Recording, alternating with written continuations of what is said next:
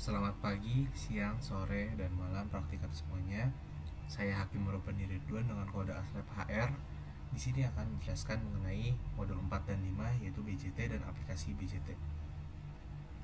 Di sini buat outline dari modul 4 yaitu BJT. Itu pertama ada pengenal dari apa itu BJT, bagaimana cara BJT bekerja, operating region, BJT configuration, DC dan AC biasing, sama 6 ada contoh problem ya. Pertama gimana sih apa itu BJT?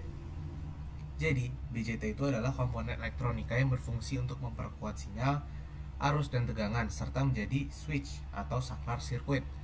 Nah, disebut bipolar karena menggunakan dua carrier dalam prosesnya, yakni elektron dan hole. Nah, contoh analoginya itu bisa kita lihat di sini. Ini ada transistornya, ada yang PNP, itu dia berarti pakai majority hole. Yang NPN dia pakai elektron gitu. Ini analogi diodanya seperti yang kalian sudah pelajari di modul sebelumnya. Jadi analogi kayak gini, anoda ketemu katoda, anoda dan katoda di sini ketemu katoda dan anoda di sini. Ini buat yang PNP atau sebaliknya, seperti itu kurang lebih. Nah, selanjutnya jadi ada beberapa karakteristik dari si dioda ini. Misalkan dari lebarnya, base itu merupakan yang paling kecil gitu, dia paling kecil, yang emitter lebih lebar dan kolektor adalah yang terbesar. Sementara dari dopingnya, base itu yang paling sedikit, terus kolektor agak lebih banyak, dan emitter adalah yang paling banyak di doping. Jadi gimana sih cara BJT itu bekerja? Ini bisa sambil disimak video ini. For a bipolar junction transistor to operate as an amplifier, its base emitter junction must be forward biased, while the base collector. Nah, di sini dapat kita lihat, kita fokus untuk yang NPN terlebih dahulu. Jadi di sini base dan emitter itu di forward bias dan yang base collector itu di reverse bias. Supaya apa? Yang B dan E ini dia akan forward bias dan bekerja gitu. Jadi alurnya arusnya ngalir dari sini ke sini. Kalau kita lihat dari elektronnya, maka dia akan mengalir dari sini ke sini dari elektronnya ya. Lalu si BC reverse bias. Nah, kenapa reverse bias? Supaya nanti elektron-elektron yang masuk ke base itu akan ketarik sama catu daya reverse bias dari si kolektornya. Nanti kita simak. Junction is reverse biased. Please note that this means that for a bipolar junction transistor to operate as an amplifier, its base emitter junction must be forward biased, while the base collector junction is reverse. Emitter region has a very high density of holes. At this point, I'd like to remind you that current and electron flow are backwards, which may cause confusion. Since the base emitter junction is forward biased, free electrons from the emitter region easily cross the base emitter junction and go into the very thin and lightly doped p-type base region. The p-type base region is just lightly doped, which means that it doesn't have that many holes in it. In this case, only a small percentage of the free electrons from the emitter region can recombine with the holes in the base region. The small number of free electrons from the emitter region that recombine with the holes in the base region move through the base region as valence electrons. But when they leave the base region and move through the metallic base lead, they become free electrons and produce the external base current, which then goes out through the metallic lead into the external circuit and then eventually return to the emitter region. The free electrons that entered the base region but did. Jadi, elektron yang berkombinasi dengan hole yang ada di sini itu hanya akan menemukan sedikit pasangannya karena base itu tadi dopingnya sedikit. Jadi sebagian lagi elektronnya akan terperangkap di base nih. Ketika si base dan emitter itu kita forward bias, sisanya ke sono dan banyak yang akan terperangkap di base. Nah, bagaimana sih elektron yang terperangkap di base ini akan diambil ke kolektor? Nah, kolektornya itu dicatu dengan reverse bias. Didn't recombine with the holes move toward the reverse biased base collector junction. Since the collector region is connected to the positive side of the external bias voltage, the free electrons are attracted to the positive side and are swept across into the collector region. They exit the collector region and also move through the metallic collector lead into the circuit and return into the emitter region. So in this case, we know that the emitter current is the sum of the base and collector currents. Therefore, the emitter current is slightly greater than the collector current. The operation inside a PNP transistor is very similar to. Seperti itu kurang lebih. Kita lihat lagi. Jadi si emitter itu akan mengalirkan banyak doping N-type gitu, banyak doping elektron. Nah, doping elektron ini dia akan dicatu dengan si base-nya itu forward bias, base dan emitternya. Jadi sebagian elektron dia akan berkombinasi dengan hole dan pergi keluar dari base. Sebagian lagi, sebagian besar dia akan terperangkap dulu gitu di base. Sebelum nanti si kolektor kita catur dengan forward bias, yang ini artinya kan positif ya. Ini positif di sini, dia akan ketarik akhirnya ke sana. Karena banyaknya positif. Gitu. Lanjut ke operation region. Jadi di operation regionnya ada 3 daerah. Yang pertama ada saturation di sini. Maaf. Ada saturation di sini yang ketika dia bekerja selayaknya dioda atau selayaknya konduktor seperti itu. Dikasih tegangan segini dia akan naik arus segini gitu. Ketika sifatnya linear, jadi seperti closed circuit yang arus kolektornya itu sama dengan arus base. Lalu ada di active region. Active region ini adalah ketika BJT bekerja sebagai amplifier gitu. Nah, arus kolektornya itu cenderung konstan mengikuti arus dari si base-nya ini ya. Lalu ada cut off. Cut off itu ketika BJT bersifat seperti open circuit. Jadi nggak ada arus yang mengalir di BJT. Ini ya, di bawah arus B-nya sama dengan 0. Ini tidak ada arus yang mengalir di sini. Gitu, karena yang mengontrol BJT adalah arus base. Ini ada kriteria-kriterianya. Saturation region itu arus base-nya lebih daripada arus kolektor maksimalnya. Emitter base-nya di forward bias dan kolektor base-nya di forward bias. Jadi dua-duanya di forward bias, jadi cuma kayak konduktor biasa seperti itu. Lalu active region yaitu arus base-nya lebih daripada 0. Dia emitter dan base-nya forward bias, lalu kolektor base-nya reverse seperti tadi di video sebelumnya. Terus ada cut off region, dia current-nya 0, arus base-nya, emitter base-nya reverse bias dan kolektor base-nya reverse bias gitu. Jadi nggak ada arus yang mengalir antara kedua BJT. Lalu di sini ada BJT configuration. Di sini ada 3 umumnya. Ada common base, common emitter, dan common kolektor. Untuk common base, jadi base-nya itu kita catu dengan ground, kita sambungkan dengan ground. Jadi kalau kalian lihat di sini sebenarnya dia sama gitu. Ini kan kalau kita pakai KVL itu kan berarti arus ini ya, emitter itu arus base ditambah arus kolektor sebenarnya. Jadi dia tidak akan mengamplifikasi arus gitu. Common base-nya ini AI sama dengan IC per IE sama dengan alpha. Lalu common emitter ini adalah konfigurasi yang umumnya kita pakai karena dia bisa mengamplify tegangan maupun arus seperti itu. Di sini bisa dilihat rumusnya AI atau penguatannya itu IC per IB sama dengan beta. Ini adalah faktor penguatannya. Lalu yang terakhir common collector. Common collector ini dia mirip kayak common emitter sebenarnya, sama-sama di satu di hubungan ke ground itu emitter. Tapi loadnya atau keluarannya kita pakai di sini di yang terhubung dengan emitter.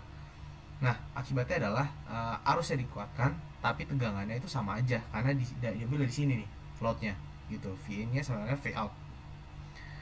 Common collector itu rumus penguatannya itu adalah arus emitter IE per IB sama dengan beta per 1. Ini bisa kita mainkan di sini guys sebenarnya. Lanjut ke DC dan AC biasing. Jadi supaya bisa bekerja, BJT itu perlu diberikan tegangan DC pada titik tertentu gitu. Kalau kita mau amplify yang disebut Q point. Jika dilihat dari tabel IV karakteristik ini, nah Q point itu sebenarnya mendefinisikan koordinat dari si VCE-nya berapa, arus IC-nya berapa, dan IB-nya berapa gitu. Ada 3 biasing yang perlu kita tahu secara dasarnya, yaitu ada fixed bias, ada emitter bias, ada voltage divider bias.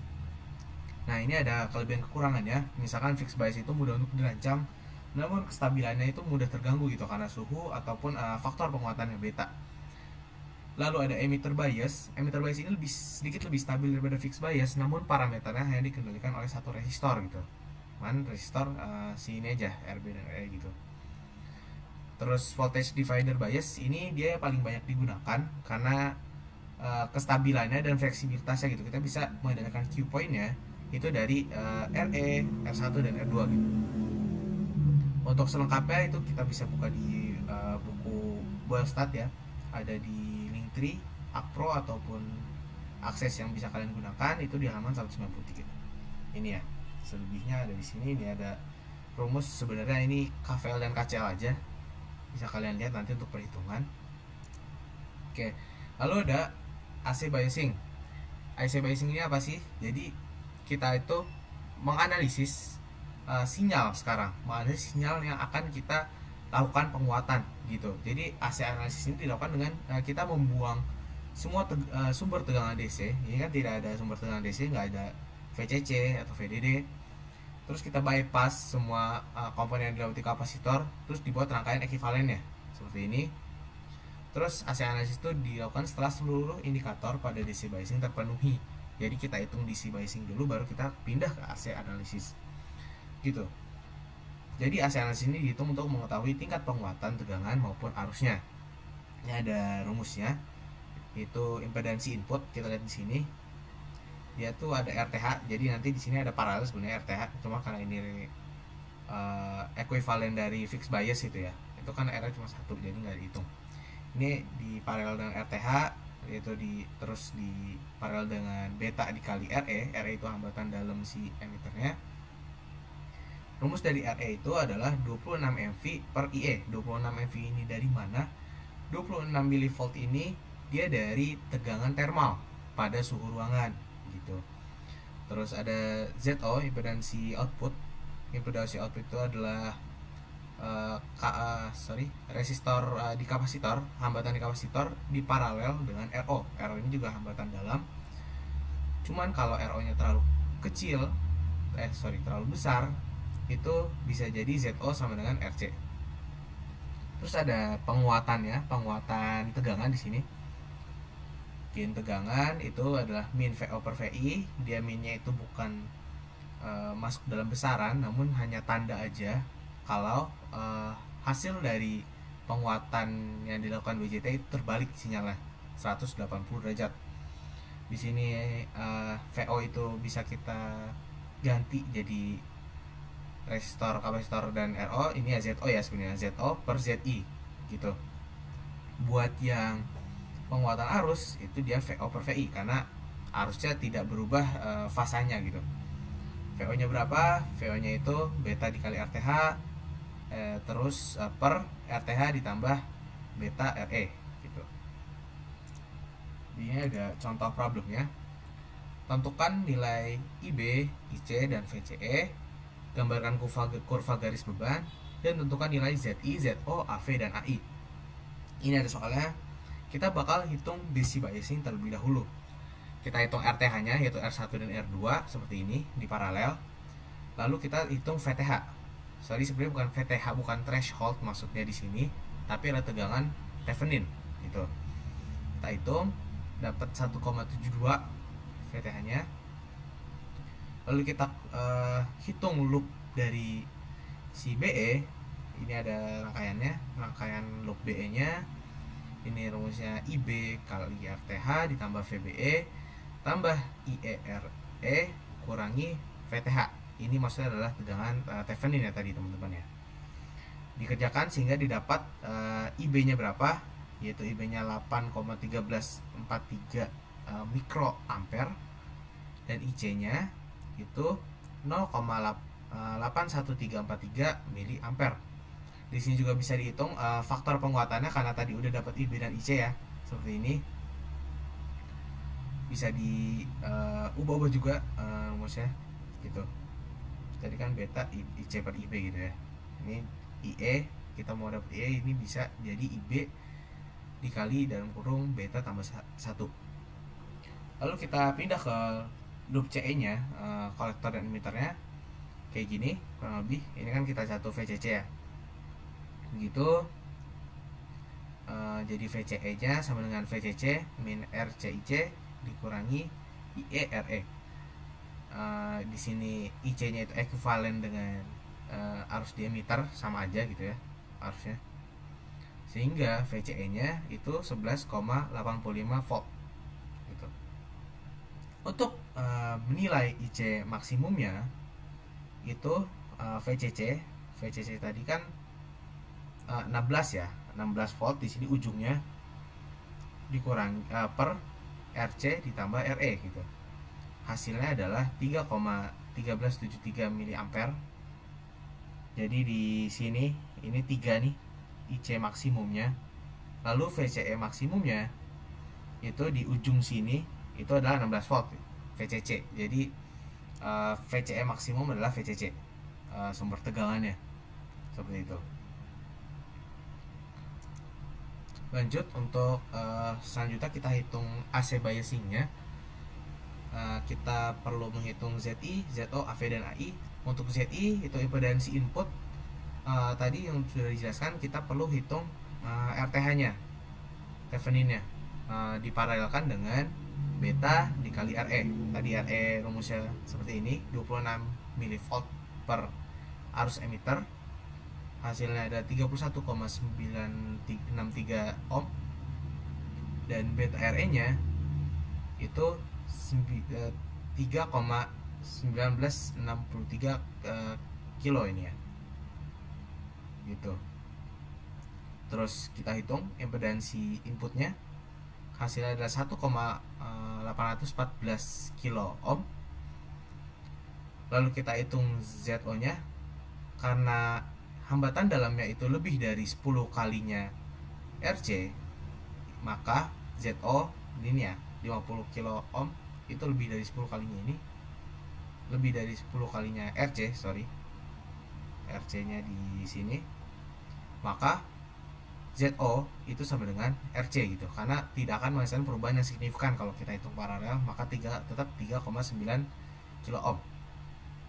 Lalu kita buat AC circuit ekuivalennya. Di sini tadi ada R1 R2 yang diparalelkan jadi RTH ya. RTH terus diparalelkan lagi sama beta dikali RE, jadi impedansi input ini satu ini. Lalu impedansi outputnya itu adalah RO sama RC. Cuman karena RO ini terlalu besar, jadi RO itu impedansi outputnya itu kita pakai RC saja karena nilainya tidak akan mempengaruhi terlalu jauh gitu. Lalu buat perhitungan AV dan AI nya, itu AV itu adalah output per input. Tadi outputnya itu RC dan inputnya itu RE. Tinggal kita bagi, hasilnya minus 2,15.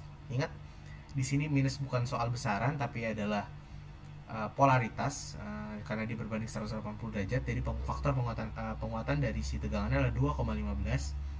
Lalu ada penguatan arusnya juga. Di sini beta dikali R1 diparalelkan dengan R2. Sini ya, beta dikali ini beta RTH. Lalu RTH-nya ini ditambah dengan beta RE per ya. Hasilnya adalah 56,753. Lalu lanjut ke modul 5 tentang aplikasi BJT. Jadi BJT itu ada dua, jadi BJT sebagai amplifier dan BJT sebagai switch. Nah, untuk BJT sebagai amplifier, ingat tadi BJT sebagai amplifier itu berada di active region ya, yang bisa kita mainkan Q point-nya di sini. Nah, caranya itu gimana? Jadi caranya itu dengan mengatur arus dari si base-nya gitu. Ini kalau kita lihat di sini, ini kan VB-nya kecil ya, dan arus base-nya kecil juga. Kita mainkan di tegangan sini buat masuk ke si base-nya, dan kita dapat penguatan dari arus maupun tegangan. Cuman kita lihat di sini yang tegangan itu terbalik, jadi terbalik. Yang tadinya sinusoidal jadi sinusoidal juga, tapi terbalik 180 derajat. Untuk yang arusnya dia tidak akan berubah seperti itu.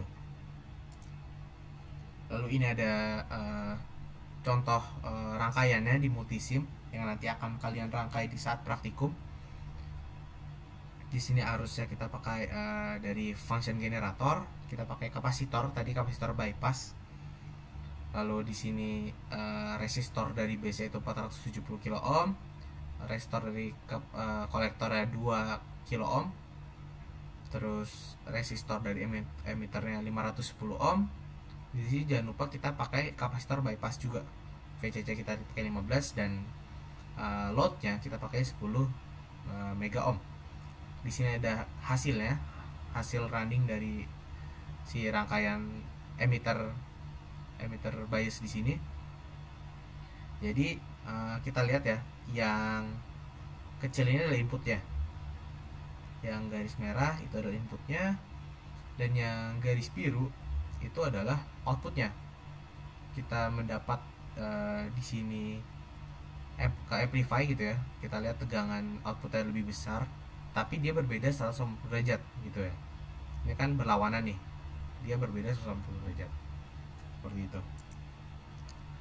Lalu BJT untuk switching, jadi BJT itu juga bisa bekerja sebagai switch dengan mengandalkan kerja dari saturation dan cut off nya gitu. Jadi kita dapat mengatur si BJT itu sebagai close circuit itu di saturation. Kita atur di sini tegangannya sedikit kecil gini, kita atur VCE saturationnya. Lalu buat cut off nya itu kita atur IB nya itu 0 gitu, supaya tidak ada aliran arus sama sekali di base. Kalau nggak ada arus di base, itu dia akan open, dia akan switch open. Kalau kita hubungan ke ground ini ya, VIN nya tidak arus yang mengalir, maka dia akan switch open gitu. Lalu untuk yang saturation tadi itu kita hubungan ke VCC, dia jadinya close karena ada arus yang mengalir gitu, tapi kecil. Mungkin segitu saja untuk modul 4 dan 5. Good luck saat praktikumnya. Terima kasih.